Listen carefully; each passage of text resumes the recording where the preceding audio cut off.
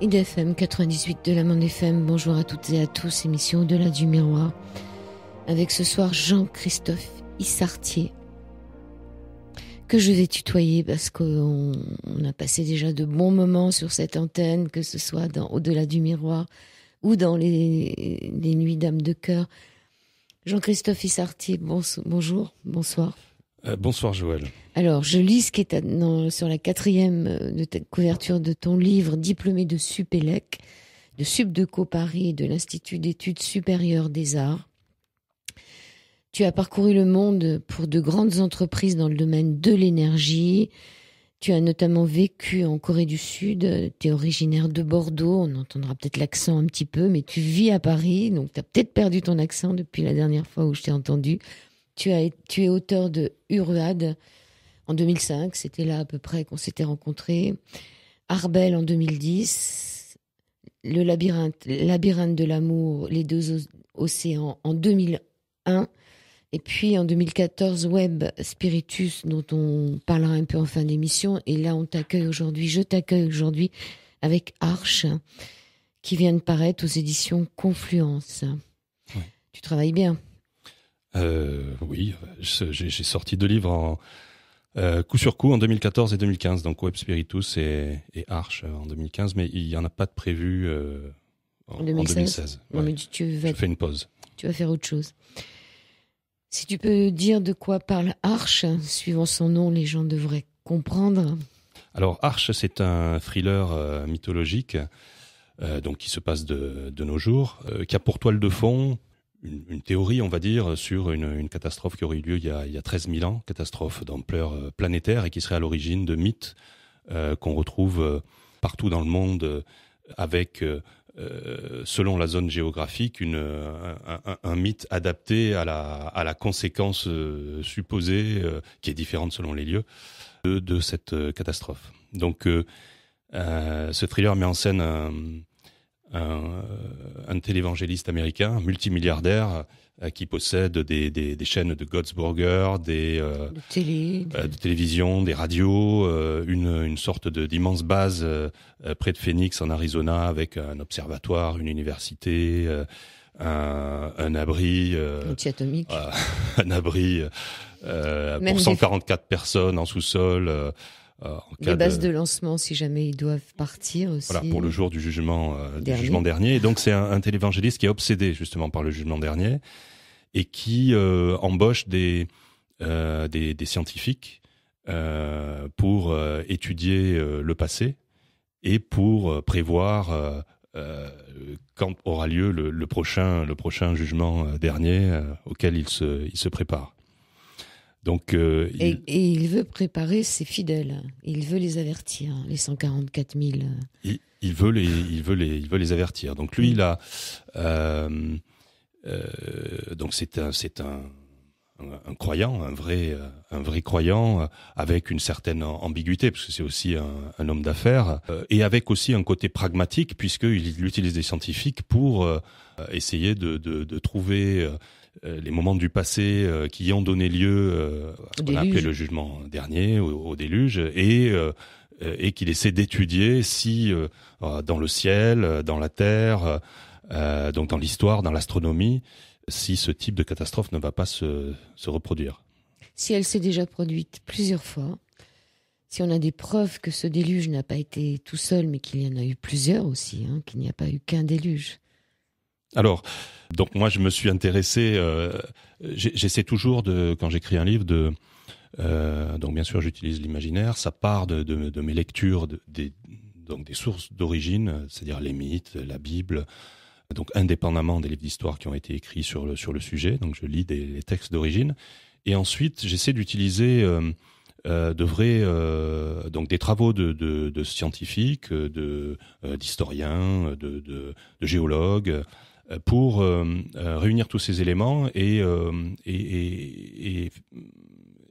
baser mon histoire sur une théorie plausible.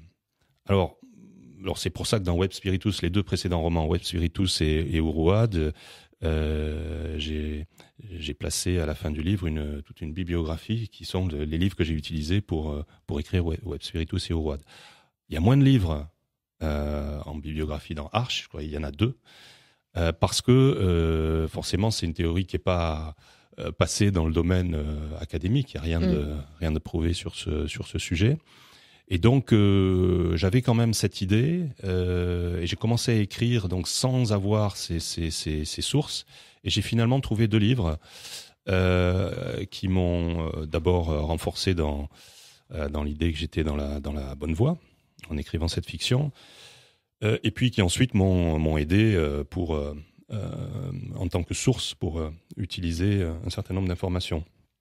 Donc le premier livre, c'est un livre en anglais, donc j'ai mis un peu plus de temps à le lire s'il était en français. Ça s'appelle The Cycle of Cosmic Catastrophe de Firestone, West et Warwick. Donc ce sont des géologues, un physicien nucléaire, qui ont écrit tout un livre. Alors j'en donne un élément très simple, qui est qu'à la couche géologique moins 13 000 ans dans toute l'Amérique du Nord, on trouve le tapis noir, the black mat en anglais, qui est une fine couche sombre, sous laquelle il y a des restes de mammouths, de bisons en quantité. On sait que l'Amérique du Nord était très fournie en animaux qu'on retrouve dans les mythes indiens qui parlent de lutte entre les hommes et les animaux géants. Et donc il y avait aussi sous cette couche noire, on retrouve des restes de campements de la civilisation de chasseurs qui existait là à l'époque, c'est la civilisation de Clovis. Ça, c'est la première fois que j'ai entendu ça, donc tu nous en reparleras un peu plus, vas-y. Et donc au-dessus de cette couche noire, pendant 500 à 1000 ans, un équivalent de couche géologique, il n'y a plus rien. Oui. Donc il n'y a plus d'animaux géants, il n'y a plus de mammouths, il n'y a plus de bisons, oui. il n'y a plus d'humains, il n'y a plus rien. Cette couche noire, on la retrouve à peu près partout aux États-Unis, au Canada. Voilà. Et dans l'Europe du Nord, non ? À l'Europe du Nord, oui, un peu, mais il y a moins de. Enfin, en tout cas, j'ai trouvé moins de. On a retrouvé des mammouths sous la glace quand même. On a retrouvé tout un tas d'animaux sous la glace. Oui, il semble que l'extinction, c'est à peu près sûr, quelle que soit l'interprétation, que les mammouths se soient éteints à peu près entre 10 000 et 11 000 avant Jésus-Christ. Donc il y a 12 à 13 000 ans, assez soudainement. Voilà, j'en donne une interprétation avec Arche. Alors, ce Firestone, ça a été écrit en quelle année, ce livre sur Ce livre, alors je ne sais plus, mais autour des années 90, je dirais. Ouais, à peu près. Et le deuxième livre, c'était lequel ? Alors, le deuxième, c'est un livre d'astronome anglais.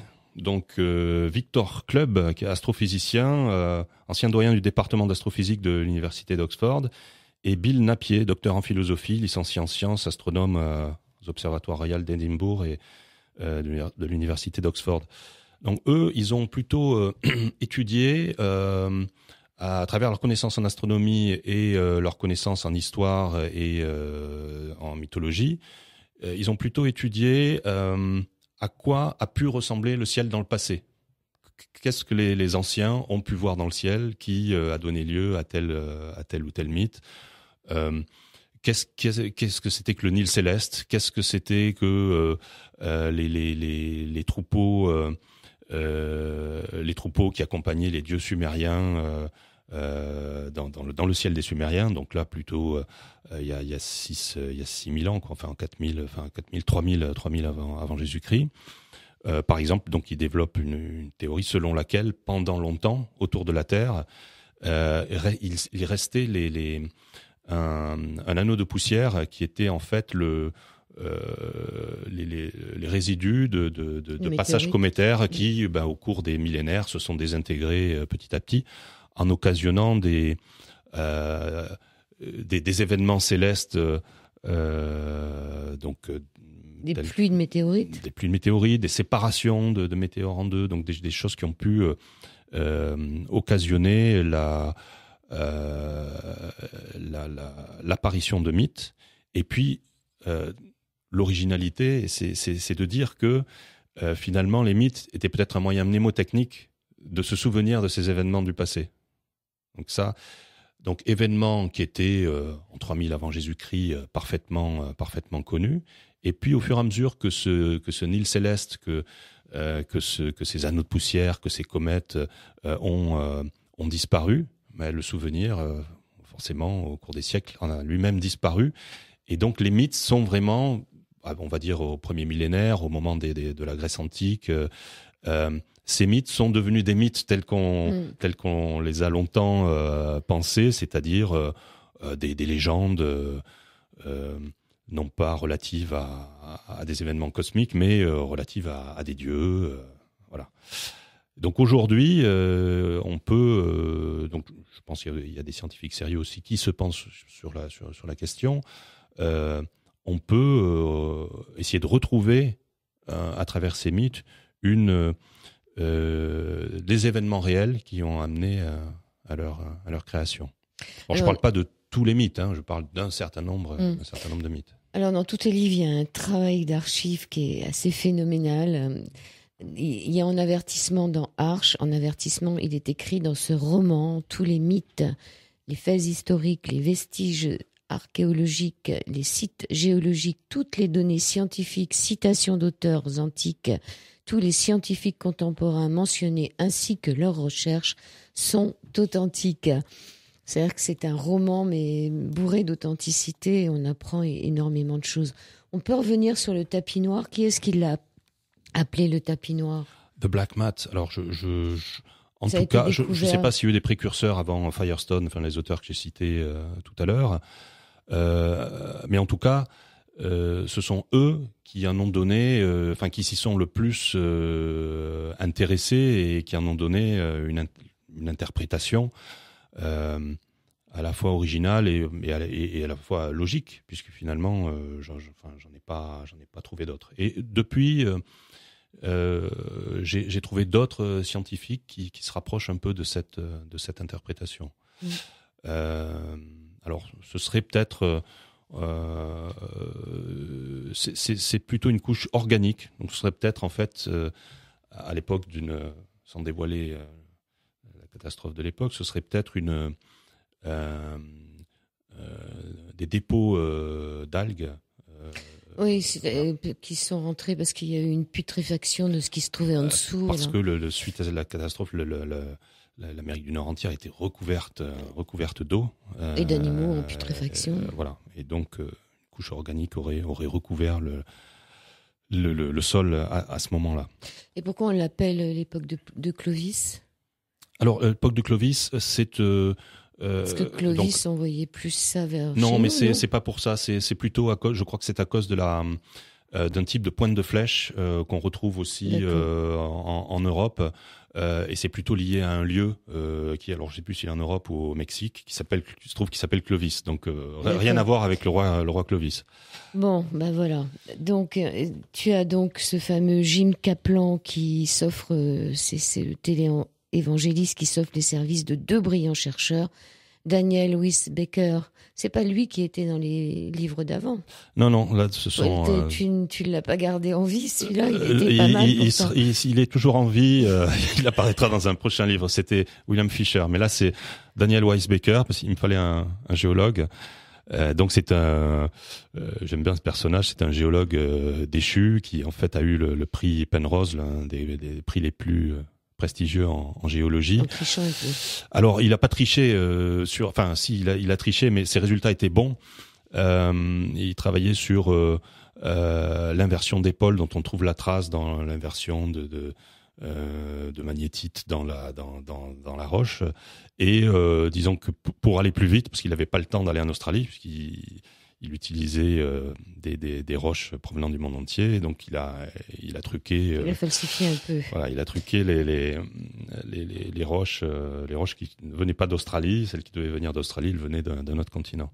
Et donc suite à ça, il a été déchu de son titre et il peine à trouver du travail. Il est dans une situation matrimoniale catastrophique. Financière aussi. Il boit un petit peu, financièrement ça va pas. Il a les impôts à payer et à ce moment-là, il reçoit une lettre de l'Institut biblique Kaplan, donc de Jim Eugene Kaplan, le fameux téléévangéliste.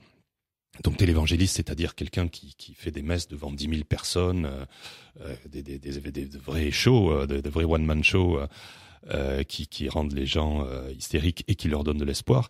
Donc il reçoit une lettre, le géologue reçoit une lettre de l'Institut biblique Kaplan qui lui propose pour un montant assez conséquent Élevé. pour lui, hein, 35 000 $ sur 6 mois, qui lui propose d'aller étudier un site qui serait lié au déluge dans le sud-est de la Turquie. Alors évidemment, il commence par jeter la lettre, par la mettre en boule, par la jeter à la corbeille.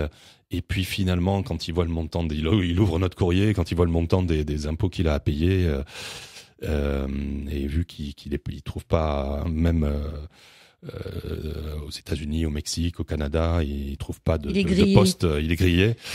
Donc voilà, il part en Turquie pour travailler sur un site qui existe dans la réalité. Qui existe, mais on a dit que c'était une fumisterie. Donc il part sur ce site où on a trouvé l'arche.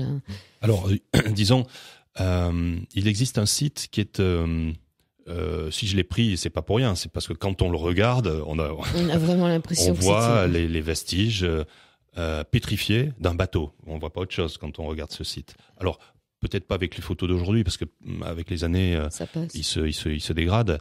Mais j'ai vu des films des années 70, fin des années 70.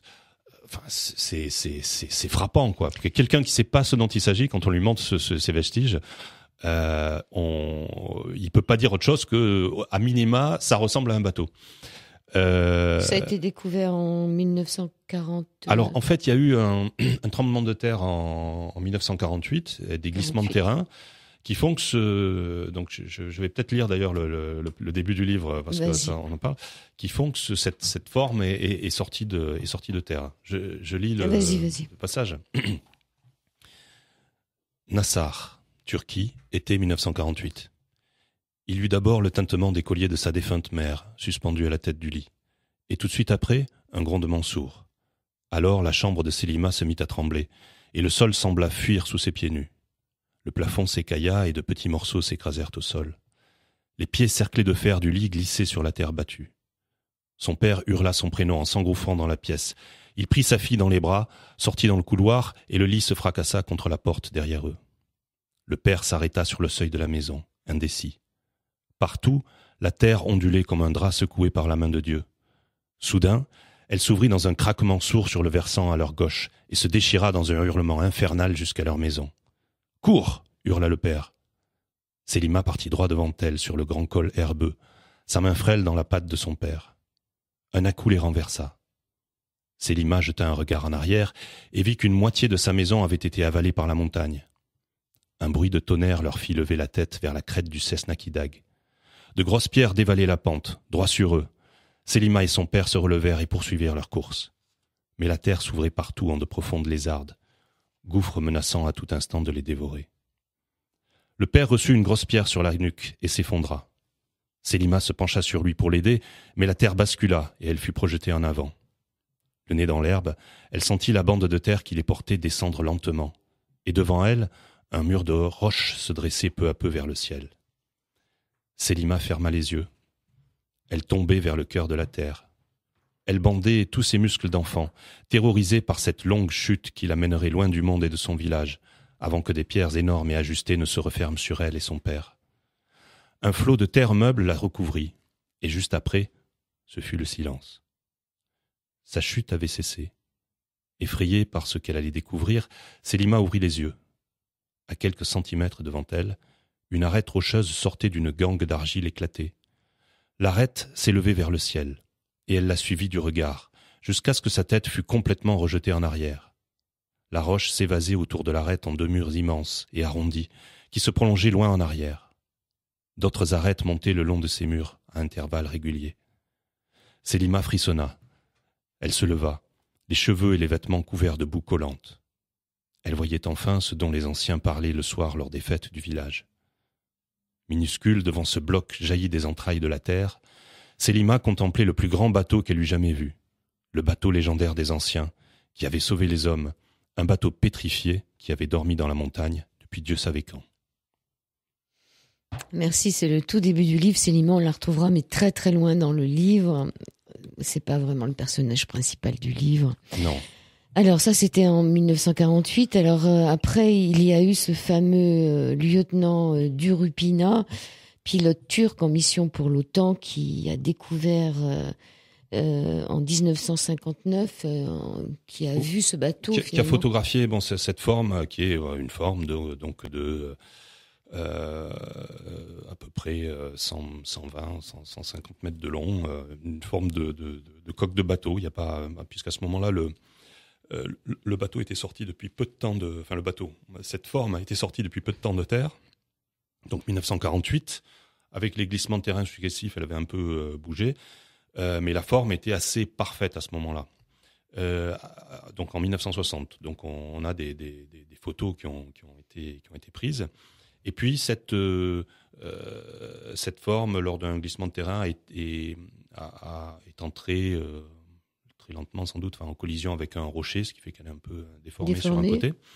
Mais on voit bien un U à l'arrière de ce qui peut être un bateau, une pointe à la proue et sur les murs, dont je parle, sur les murs arrondis sur les côtés, régulièrement une sorte d'arête.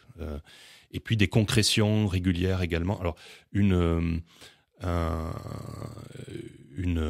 forme évasée, comme une épave avec les murs qui se sont un peu aplatis sur le côté. Et puis une arête sur tout le long de cette forme, de l'arrière à l'avant, bien entre le centre du U de l'arrière du bateau et la proue, une arête avec une pente une pente égale de chaque côté qui descend vers les parois de cette forme. Donc ça ressemble complètement à un bateau. Alors donc moi j'écris des fictions, je suis pas là pour faire des démonstrations. Mais à quelle hauteur aussi il est pas. Alors il y a tout ce qui. C'est sur une montagne. Moi ce que je dis souvent dans tous les domaines, une coïncidence c'est une coïncidence. Deux coïncidences, ça commence à être peut-être pas une coïncidence. Trois coïncidences, c'est pas une coïncidence. Donc là, il se trouve que on n'est pas loin des monts Ararat. Oui. Mais ce ne sont pas les monts Ararat, c'est une autre montagne, le Cessna Kidag, comme j'ai dit. Donc ça s'appelle la montagne du jugement dernier depuis longtemps. C'est près d'un village qui s'appelle Nassar, et on sait que en fait l'histoire du déluge qui est dans l'Ancien Testament, elle existait 1000 ans, 2000 ans avant dans les textes sumériens. Donc Noé a eu plusieurs noms, Atrahasis, et le nom le plus ancien qu'on connaisse, c'est Ziusudra, dans la mythologie sumérienne. Donc le texte est quasiment similaire à celui qu'on trouve dans l'Ancien Testament. Il lâche des oiseaux pour voir à quel moment, il ouvre une petite fenêtre, il lâche des oiseaux pour voir à quel moment on se rapproche de la Terre. Et dans ces textes sumériens anciens, l'arche s'est échouée sur le mont Nissir. Donc Nissir, ça évoque Nassar. Et des monts plutôt qui seraient aujourd'hui plutôt sur le territoire turc. Donc en fait, par ailleurs, on trouve des traces de pèlerinage chrétien jusqu'autour de 1000 après Jésus-Christ à cet endroit-là. Donc entre l'emplacement Nissir, le fait que ce soit pas loin des monts Ararat, le fait que ça ait une forme quand même qui évoque un bateau, la longueur qui est démesurée par rapport à l'époque. Ils ont pu dater, ils ont rien pu dater, si. Non, je pense que c'est le genre de. Il y a plus de bois. C'est le genre de lieu, c'est tellement. Alors j'explique ça dans le livre à un moment. Je pense que les autorités religieuses s'y intéressent pas trop parce que d'une certaine manière, si vraiment on avait trouvé l'arche, ça enlève une part de légende, une part de mythe, une part divine, puisque finalement on trouve un bateau qui a été construit par un homme un jour. Et puis ça serait pas à la même époque non plus. Et puis les autorités scientifiques, c'est simple, le premier qui va s'intéresser à ce sujet, pour le coup, lui, il est grillé comme Daniel Weisbecker. Donc en fait ça. Et puis c'est aussi dans un territoire qui est un territoire encore de combat aujourd'hui. J'en mets un en scène entre l'armée turque et les Kurdes dans Arche, et je pensais pas que ça reprendrait à nouveau, puisqu'il y a des combats là dans le sud-est de la Turquie. Donc c'est une zone qui est pas sereine. Pas sereine depuis longtemps. Et si j'ai mis en scène une attaque par les Kurdes du camp qui étudie cette forme, enfin cette arche dans mon livre, c'est qu'en fait c'est vraiment arrivé. Enfin, pas comme ça, mais c'est arrivé dans les années à une personne, un autodidacte qui s'intéressait au sujet et qui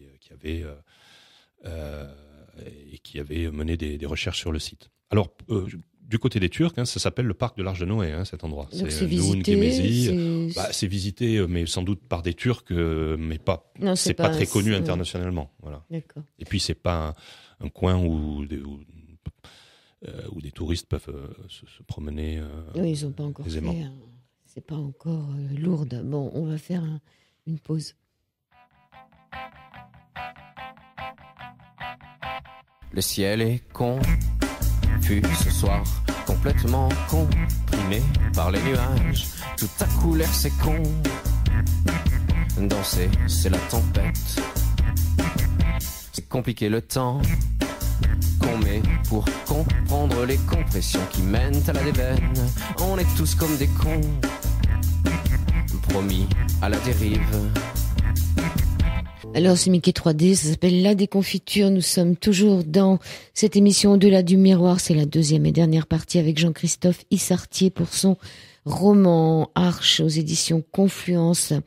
Énormément de rapports avec les déluges, on peut dire, ou tout du moins le déluge, mais sous tout plein de formes. Il y a énormément de déluges. Alors je ne sais pas, Jean-Christophe, où tu as trouvé tous ces textes dans différentes contrées du monde.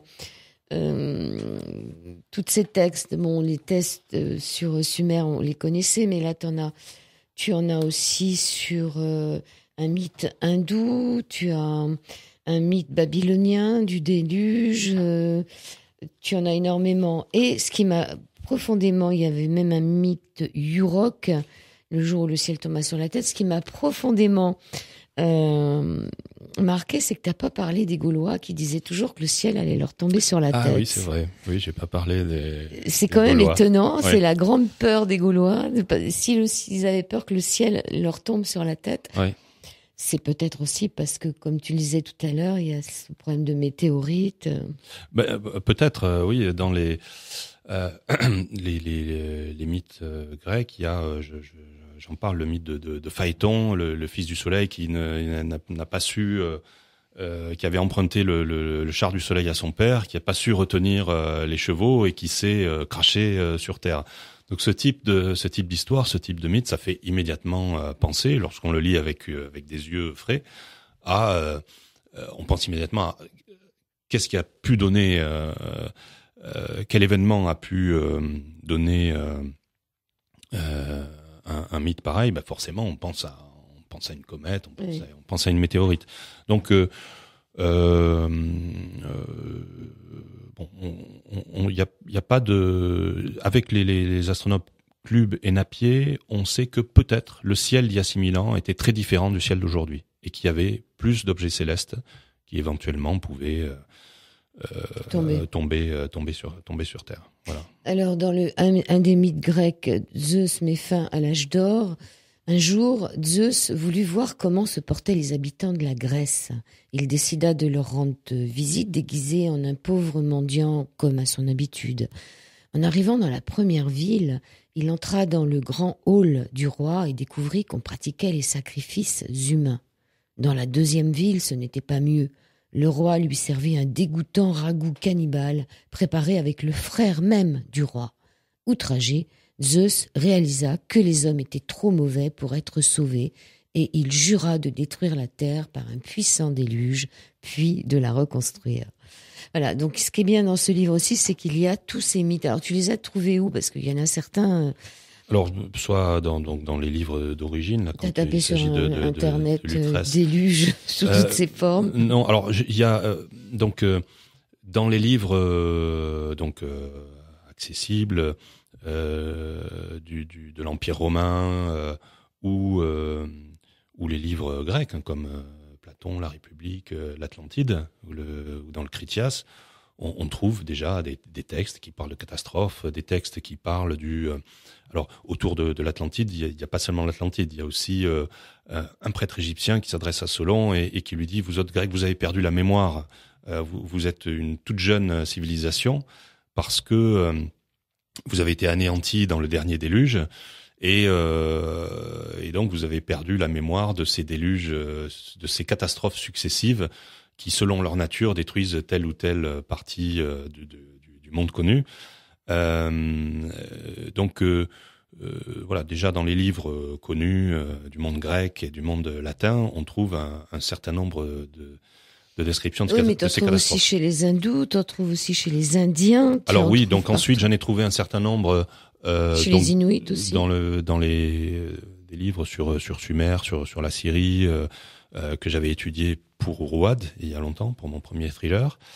Et puis j'en ai trouvé dans les livres, les 2 livres que j'ai cités, donc les mythes indiens notamment pour l'Amérique du Nord, mythe Yurok, mythe Navajo, alors que je connaissais pas du tout et qui sont étonnants, qui parlent du fait que les hommes étaient en guerre avec, ne cessaient de se battre avec les animaux géants, et que, énervant les dieux, les dieux étant énervés par ces luttes incessantes, ont décidé d'envoyer déluge de feu et d'eau. Hein. Le déluge, c'est pas seulement de l'eau. Hein.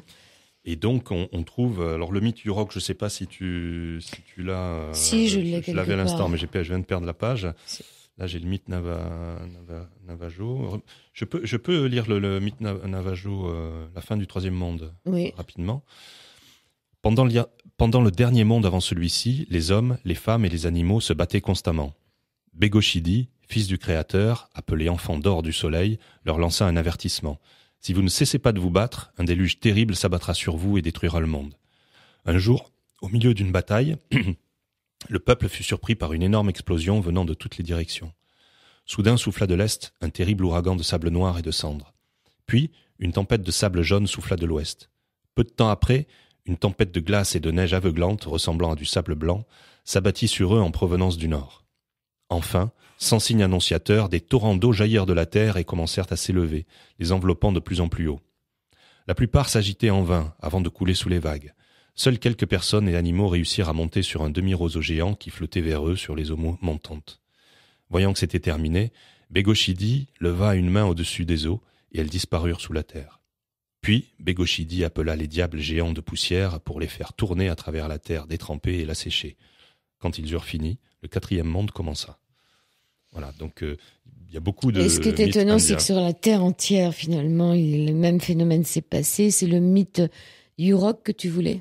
Oui.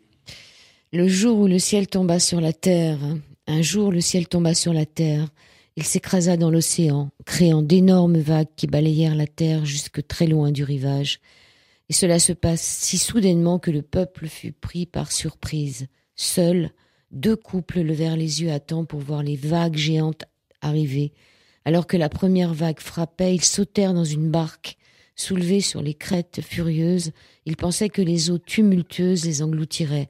Mais ils tinrent bon et échappèrent aux vagues. Enfin, ils accostèrent au sommet d'une montagne, mais presque tout le reste des hommes dans le monde fut noyé. Ces 2 couples descendirent quand le monde fut séché, et leurs descendants devinrent le clan Yurok, on dit. Yurok. Alors, ce qui est étonnant, c'est que sur la Terre entière, il y a la même histoire qui se répète. La même histoire, alors avec des nuances techniques sur le... Là, il y a des cendres, il y a apparemment des tornades, puisqu'on parle de tourbillons de poussière. Et du feu aussi. Et le feu, donc des nuances techniques qui sont liées au fait que une catastrophe planétaire elle n'a pas la même nature. À un endroit, c'est un tremblement de terre, à un autre endroit, c'est un tsunami. Voilà. Alors, on a parlé de Daniel Wisbecker, le géologue, mais il va rencontrer l'amour sous la forme d'Alicia d'Écosse, historienne parisienne, qui, elle, est à peu près sûre que les mythes sont la réalité. Voilà, donc elle part de son plein gré, elle est contactée aussi par le télévangéliste Jim Kaplan, et elle est déjà passée à 2 doigts de la correctionnelle dans son milieu scientifique pour s'intéresser de trop près à des théories considérées comme fumeuses. Et donc, elle prend des vacances et elle profite de longues vacances pour partir aussi sur ce site, ce fameux site en Turquie, invitée et payée par Jim Eugene Kaplan. Donc, Daniel Weisbecker et elle vont travailler ensemble et tomber amoureux l'un de l'autre. Donc c'est une plongée au cœur des sociétés archaïques, méconnue en même temps qu'une histoire d'amour romantique au service d'une seule cause, redonner aux mythes la place qu'ils occupaient dans les communautés primitives, celle de récits transmettant une histoire géologique aujourd'hui oubliée. J'aimerais qu'on parle de l'autre livre, Web Spiritus, oui. Où on ne peut pas dévoiler vraiment tout. Donc tu m'as dit que tu savais très bien en parler sans dévoiler la... Disons que oui, j'ai dû le faire plusieurs fois. Donc Web Spiritus, c'est alors j'appelle ça un thriller évolutionniste. C'est-à-dire que ça se passe pour moitié dans l'Empire romain, au 1er siècle, autour des premiers chrétiens, autour de Saint Jean, qui était exilé à Patmos vers jusqu'en 98 après Jésus-Christ. Et pour moitié, ça se passe de nos jours. Ouais. Donc Saint Jean a été libéré à la fin du 1er siècle. Et donc je le mets en scène avec sa communauté, avec le fils du gouverneur d'Asie qui s'appelait Celsus, aujourd'hui à Éphèse en Turquie. Donc c'était l'Asie, la province d'Asie romaine à l'époque.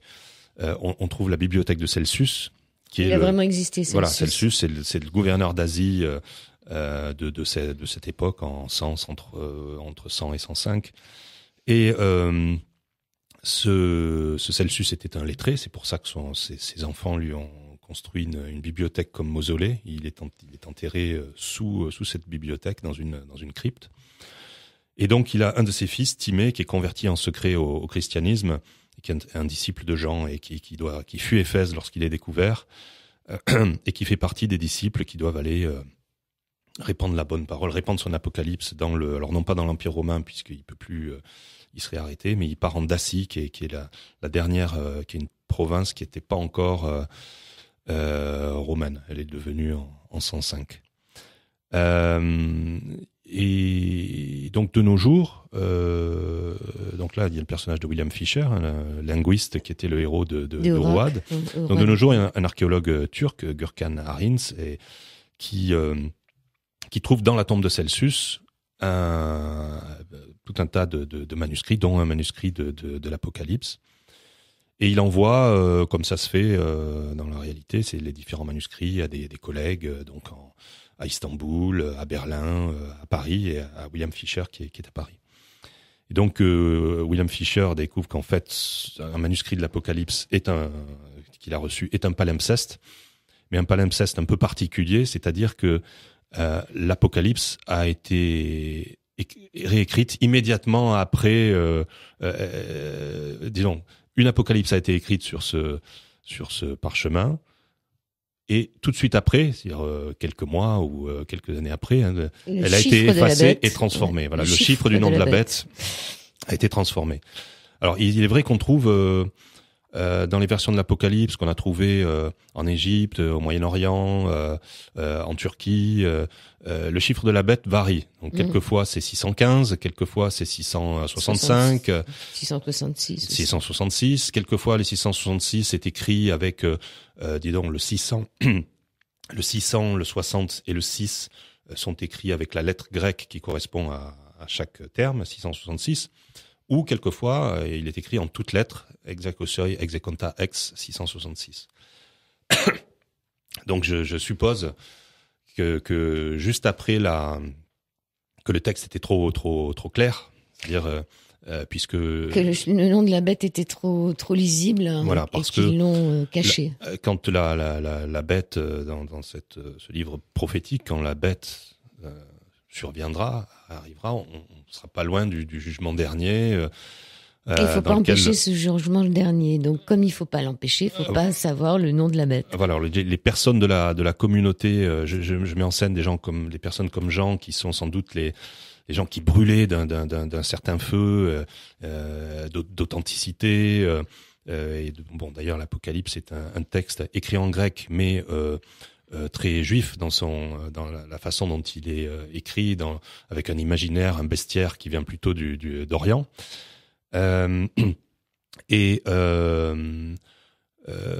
Donc ce que je mets en scène, c'est que comme dans toute organisation, il y a les premiers comme gens qui sont les purs et durs, les authentiques, et puis très vite il y a les gestionnaires qui commencent à arriver, à vouloir maîtriser un petit peu les messages qui sont diffusés. Donc là il y a Aegidios, l'un de ses disciples, qui veut qu'en fait le message n'appartiennent qu'aux élites chrétiennes, et donc il fait modifier partout le papyrus et le nom de la bête qui est diffusé, voilà, pour pas qu'on sache.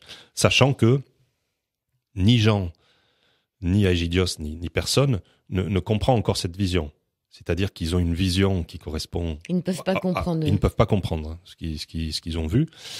Ils ont une vision qui correspond complètement Jean a une vision qui correspond complètement à aujourd'hui, à un élément, à quelque chose qui est en train de se mettre en place autour de nous. Alors c'est ça dont je peux pas parler. Si vous voulez connaître le nom de la bête, vous avez qu'à acheter Web Spirit. Voilà, je pense que c'est une interprétation très originale du chiffre du nom de la bête. Ouais. Et surtout comment tu as découvert ça. Ce qui est étonnant dans ce livre-là, Web Spirit. Alors, pour que excuse-moi, je te coupe, Joël, pour que les auditeurs comprennent. Donc, quel est le lien avec aujourd'hui? C'est qu'aujourd'hui, quand les Gurkhan Harins, William Fisher, donc découvrent ce manuscrit, ils se rendent compte rapidement qu'ils sont pris dans une guerre entre les élites de l'humanité qui veulent pousser au transhumanisme, au progrès à tout prix, quel que soit le prix pour l'humanité. La bête est déjà là. Et des terroristes d'un nouveau genre, qui sont des terroristes anti-progrès, qui pensent que... en arrêtant l'évolution, ça peut changer les choses. Qu'à la convergence de l'intelligence artificielle et des nanotechnologies, va apparaître une conscience qui va nous supplanter. Et donc... voilà. Donc voilà le lien, la passerelle, disons, entre les 300 pages qui se passent dans l'Empire romain en 100 après Jésus-Christ et les 300 pages qui se passent de nos jours. Alors les 300 pages qui se passent dans l'Empire romain, on dirait que tu y as vécu. Hein. Franchement, on dirait vraiment que tu y as vécu, c'est-à-dire on est vraiment dedans, avec les termes, avec les endroits, Oui, tout est... Bon, je suis passionné d'histoire antique, donc je me suis régalé à lire tous les livres qui m'ont permis d'écrire cette partie-là.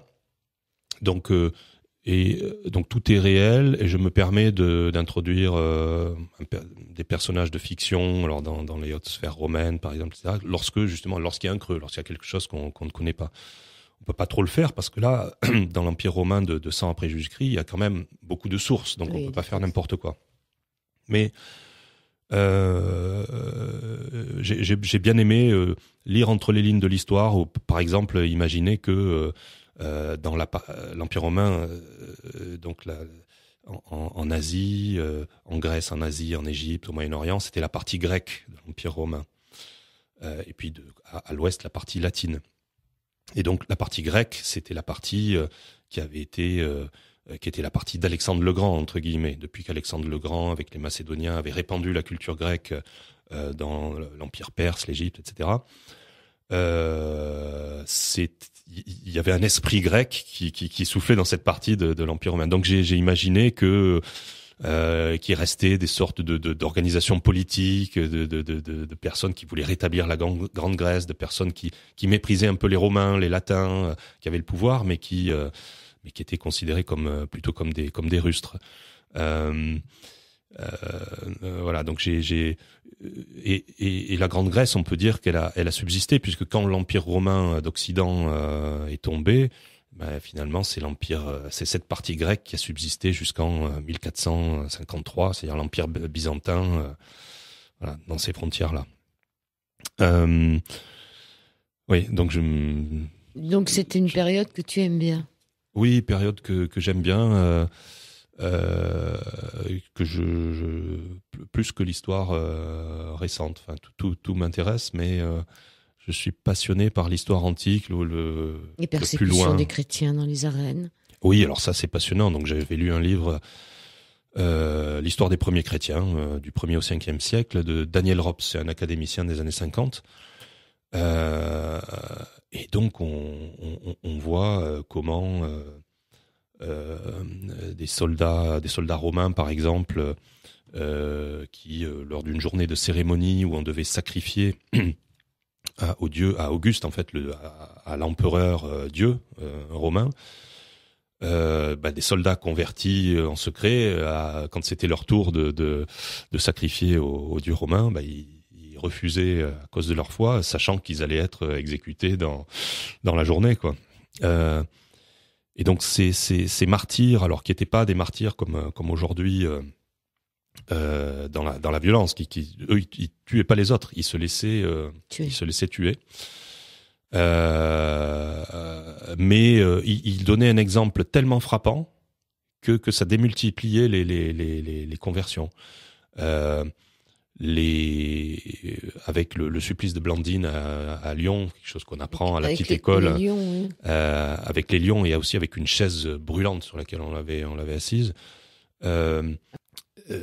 alors que les jeux du cirque, c'était traditionnel dans l'Empire romain. On sait que là, il y avait des spectateurs qui se convertissaient tout de suite. Ils étaient plus en faveur des jeux du cirque. D'ailleurs, c'est ce qui se passe avec Timée, fils de Celsus, au début de Web Spiritus. En tant que fils du gouverneur d'Asie, il assiste aux jeux du cirque. Donc ça se passait avec le matin les chasses, donc les animaux, ou alors les exécutions, des gens qu'on faisait exécuter avec des animaux. À midi, l'exécution, donc là des chrétiens pour l'Anka à midi. Enfin, donc et puis l'après-midi, donc là c'était le clou du spectacle, hein, c'était les gladiateurs. Ouais.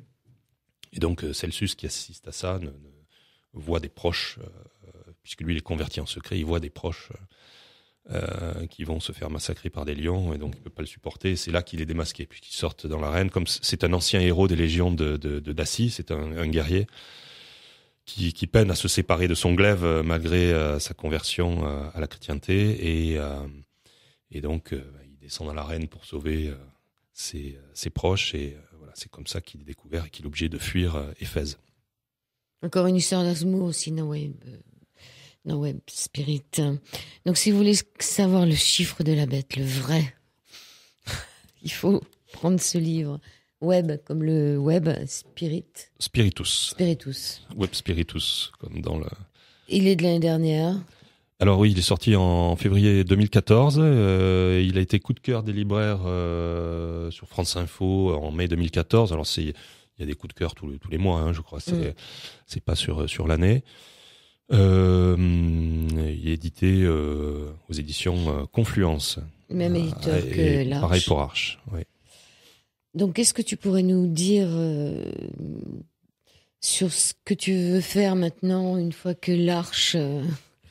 Alors, Arche... qu'on connaît le chiffre de la bête et qu'on a fait notre Arche pour se prémunir du prochain déluge. J'ai beaucoup de projets. Alors, Web Spiritus est complètement ancré. En fait, c'est une... il replace en fait tout ce qui nous arrive, que du plus intime à la géopolitique, dans le cadre d'une évolution. C'est-à-dire qu'en ce moment, on est en plein dedans, de toute façon. Il y a une force qui avance. Vers très vite même. La complexification de la conscience. Elle avance depuis que la première cellule est apparue sur Terre. Donc il y a Teilhard de Chardin qui a fait un livre très bon sur le sujet qui s'appelle Le phénomène humain. On va toujours vers plus de conscience, vers la complexification de la conscience. Aujourd'hui, avec l'intelligence artificielle, on est en train encore d'accentuer ce phénomène de complexification de la conscience. Oui, mais certains diront, oui, mais il n'y a pas de conscience dans la machine, etc. J'explique bien dans ce livre comment le phénomène pourra se produire. Oui. En fait, nous-mêmes, on est un empilement de très long sur des millions d'années, de cellules, de bactéries, d'automatismes réflexes. On est à la fois cet être extraordinaire, magique, qui se pense lui-même, qui se pose des questions sur pourquoi il est là, etc. Et on est à la fois cette agrégation d'organismes unicellulaires. Et à quel moment est apparue la conscience ? On peut se poser cette question. Si on considère pas qu'elle est apparue un jour d'un coup de baguette magique donné par Dieu, et on peut pas considérer ça puisqu'on sait qu'il y a de la conscience maintenant de plus en plus chez des animaux qui se pensent eux-mêmes. Enfin, on le voit chez certains singes qui acquièrent un vocabulaire important, qui se qui se pensent eux-mêmes, qui ont de la compassion, qui savent bien différencier l'autre et eux-mêmes, etc. Donc, le plus probable, c'est qu'en fait, il y a un continuum de conscience, de la plus petite cellule, du plus petit grain de matière jusqu'à nous. C'est-à-dire que chaque grain de matière porte sa part de conscience. Et plus ces grains de matière s'agrègent d'une manière complexe, plus, à nos yeux, on voit apparaître la vie. Mais d'une certaine manière, la vie préexiste dans l'atome, la vie préexiste dans le plus petit grain de matière. Donc, de la même manière que la conscience et la vie se sont développées biologiquement jusqu'à arriver jusqu'à nous, il n'y a aucune raison de penser qu'en agrégeant ces grains de matière d'une manière de plus en plus complexe, mais d'une manière, entre guillemets, artificielle, on n'est pas en train de développer également la conscience. Une conscience artificielle. Voilà. C'est tout le transhumanisme qui nous arrive, qui nous pend au nez, et même si tout le monde voudrait ne pas mourir, voilà, parce qu'il y a tout ça aussi. Alors il y a tout ça. Alors on peut, ce qui est, moi le parti que je prends dans cette fiction, Web Spiritus, c'est de dire qu'en fait, oui, il y a des personnes, des chercheurs ou des multimilliardaires qui ont créé des sociétés Internet ou des lobbies très puissants qui veulent maîtriser le monde. Donc, il y a des lobbies comme ça, des personnes qui veulent aller vers le transhumanisme, aller vers l'immortalité. Ce que j'explique, le parti que je prends dans l'esprit et tout, c'est qu'en fait, eux-mêmes, ils contrôlent rien. Cette force, elle avance toute seule, à leur insu, à leur dépens. Et que, d'une certaine manière, ils sont un élément, un facteur qui permet à cette évolution d'avancer. Que la bête avance. Dans le sens qu'elle a choisi. Donc, l'arche tout simplement, comme une arche. Et puis, Web Spiritus, aux éditions Confluence, Jean-Christophe Issartier, I2SARTIER.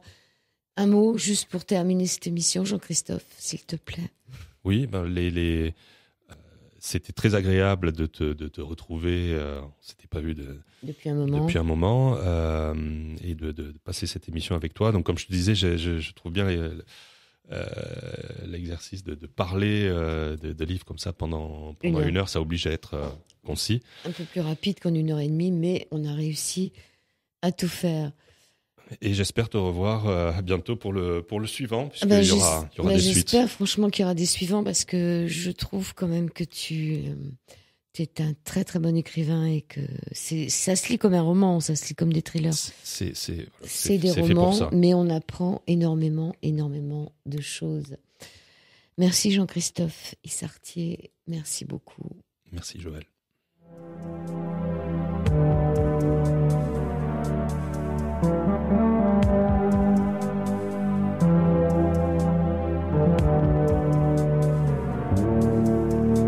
Quand je sortirai de mon